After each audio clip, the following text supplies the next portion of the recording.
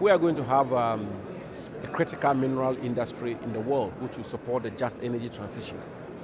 The producers, the midstream and downstream, should be as important as the upstream. And those who produce, their considerations and their concerns must be factored into the discourse more forcefully.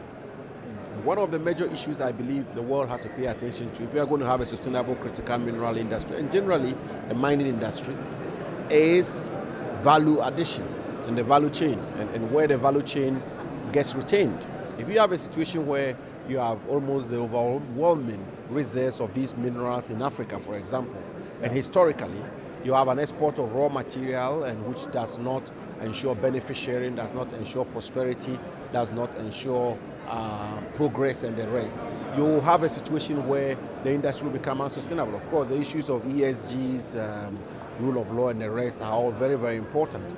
But more importantly, in my view, and as has been severally articulated by my president, Akufo-Addo, is that we need to build a mechanism. We need to find a mechanism to build the mining architecture in Ghana and Africa and the super regions where we retain as much as practically possible the highest end of the value chain and also bring about prosperity in those regions and in those parts of the world.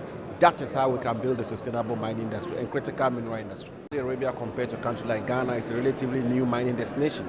Saudi Arabia has just been mining for the past 2 years or so. Ghana has been mining for centuries, and so are other countries. But the truth also is that their leadership in this area has been spectacular, and I think it's impressive. And I made a point at the ministerial roundtable that the Minister for Industry and Mineral Resources should be commended for pulling this together. I mean, this is high level, and the issues which are being dealt with, both at the technical policy and ministerial level, are all the very critical issues which we have to confront. And so, yes, the leadership has been fantastic. There's absolutely no two ways about that.